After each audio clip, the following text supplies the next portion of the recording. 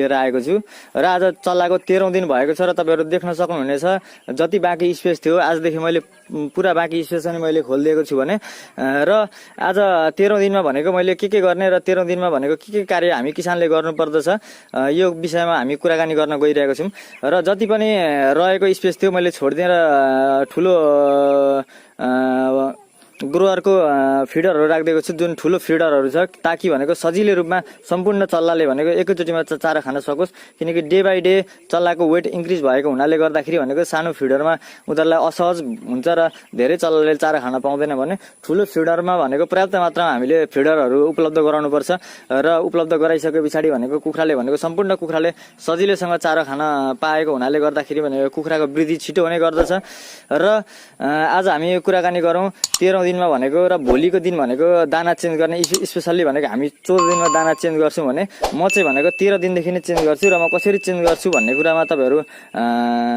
लाई भन्न चाहन्छु यो भिडियो अन्तिमसम्म हेर्दिनु होला किनकि अन्तिमसम्म हेर्नु भएन भने तपाईहरुले बुझ्नुहुन्न म कुन तरिकाले गर्छु र कुन तरिकाले गर्दाखेरि कुखुराहरु हेल्दी हुनेछ र छिटो तपाईको 30 दिनमा भनेको 2 किलो एभरेज हुनेछ कुखुरा भन्ने यही तरिकाले गर्दै गर्दै जानुपर्छ हामीले सबै कुरालाई हामीले अपनाएर सबै कुरामा हामीले ध्यान दिएर काम गरियो भने अवश्य पनि यो व्यवसायमा हामीले सफलता हासिल गर्न सकिन्छ र 2-4 वटा 5 वटा मर्दाखेरि भनेको हामी आत्तिनु हुँदैन डाइरेक्ट तपाईको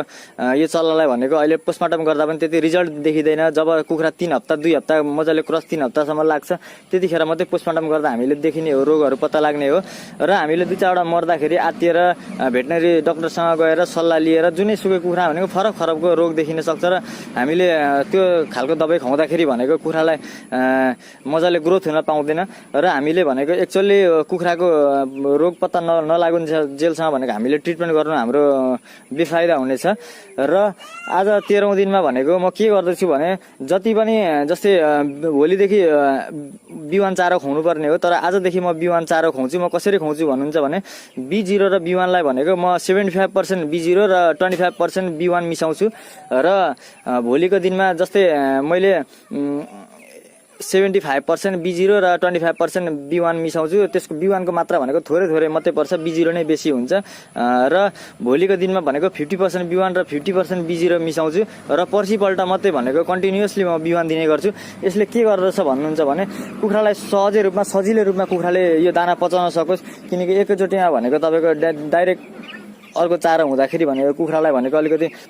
चारो पचाउन नसक्ने हुने गर्दछ र हामीले यही तरिकाले गरियो भने आज 13औं दिनमा भनेको 25% B1 मिसाउँछु भने भोलि भनेको 50% र पर्सि भनेको म 100% मिसाउँछु